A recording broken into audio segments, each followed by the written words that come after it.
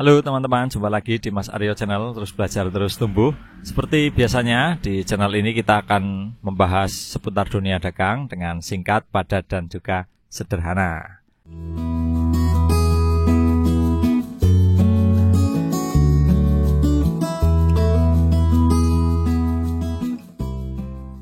Nah teman-teman, buat kalian yang sudah menyimak video sebelumnya di part 1, ini adalah part 2-nya. Kalau kemarin part 1 kita membahas apa aja sih penyebab-penyebab pedagang itu bisa kehabisan stok barang. Jadi barangnya sudah habis, tapi duitnya juga nggak ada. Nah kalau teman-teman yang belum nyimak, teman-teman bisa simak di situ apa aja penyebabnya.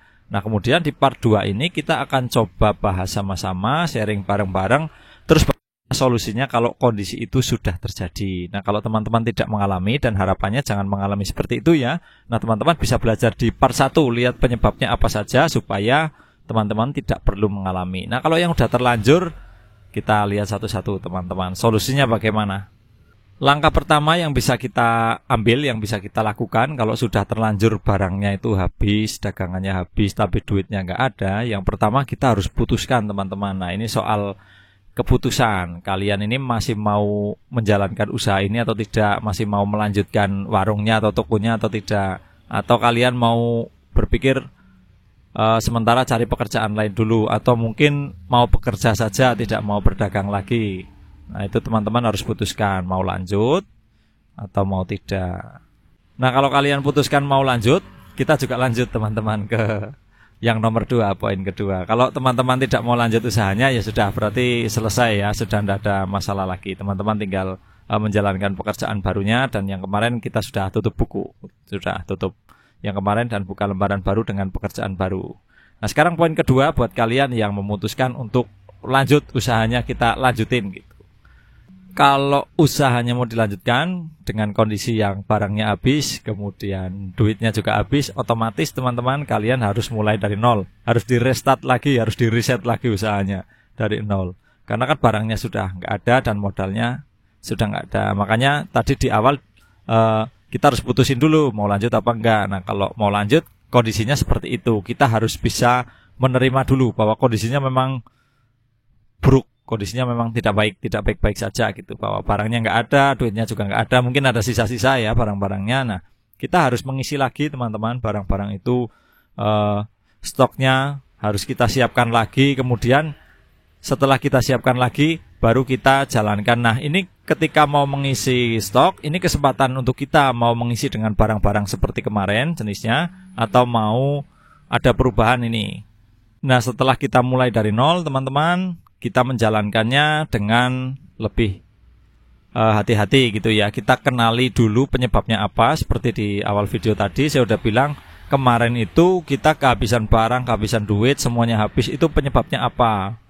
Nah kalau kita udah bisa mengenali, baru kita menghindarinya untuk di usaha yang sekarang. Misalnya kemarin barang habis nggak ada duitnya, itu karena banyak yang hutang gitu, banyak konsumen yang hutang, terus kemudian nggak tertagih dan nggak bayar. Nah untuk yang di usaha sekarang, kalau dimulai lagi tentu jangan diulangin lagi teman-teman.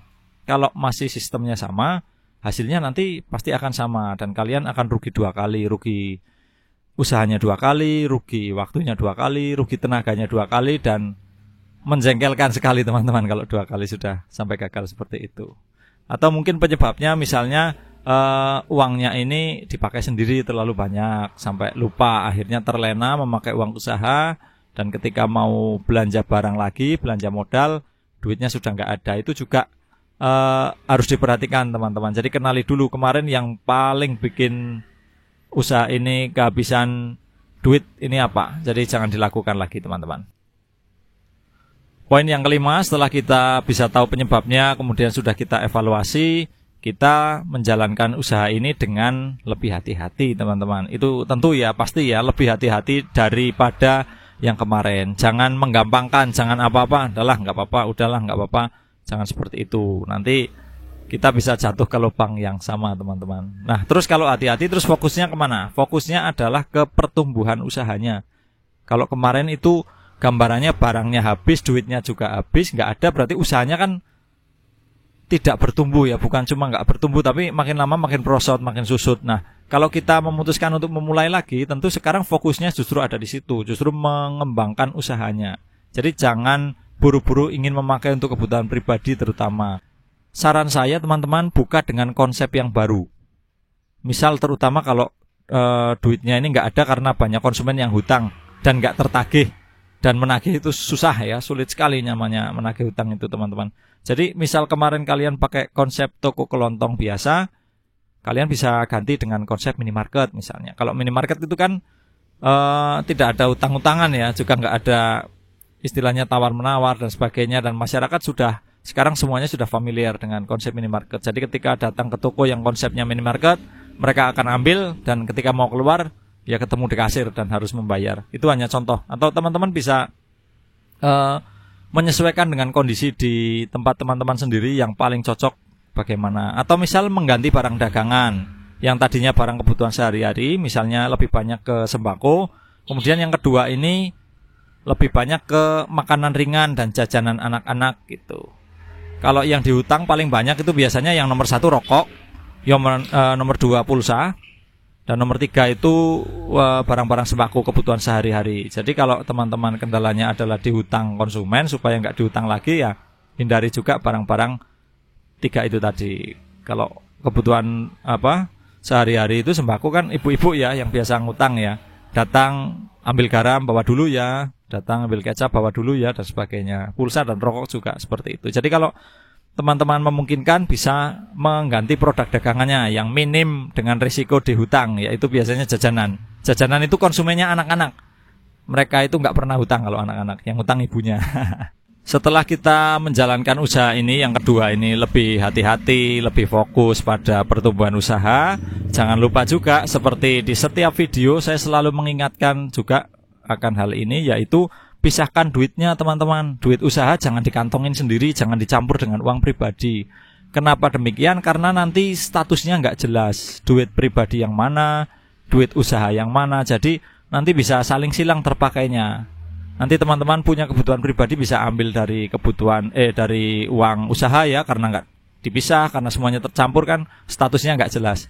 Jadi nanti bisa terpakai, bisa habis terpakai. Kemudian juga sebaliknya, ketika mau belanja modal, rasanya kok ngeluarin duit pribadi terus, rasanya nombok terus. Padahal itu sebenarnya juga mungkin uang usaha, tapi tercampur aja, jadi nggak jelas statusnya teman-teman. Nah setelah dipisah, untuk yang uang usaha, sangat baik sekali dan sangat disarankan sekali kalau kalian juga punya pencatatan. Kalian mencatat keuangan usahanya. Minimal pencatatannya itu adalah uang masuk, kemudian uang keluar, kemudian saldo, atau saldo ini bisa diganti dengan kas. Kalau misalnya uangnya mau dipisah antara uang di warung dengan uang yang disimpan tapi milik usaha juga.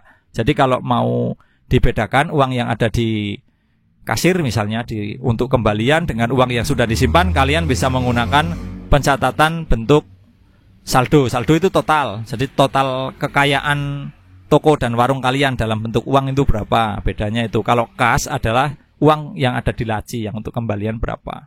Seperti itu. Nah, cara menghitungnya yang sederhana saya sudah pernah buatkan videonya di sebelumnya. Teman-teman bisa cek di playlist, bisa mampir ke channel ini, sekaligus klik subscribe, jangan lupa untuk mendukung channel ini. Nah, teman-teman bisa lihat banyak video yang sudah saya unggah di situ. Salah satunya adalah tentang bagaimana membuat pencatatan untuk warung dan toko secara sederhana. Sangat mudah, teman-teman. Semoga bermanfaat. Sampai jumpa di video selanjutnya.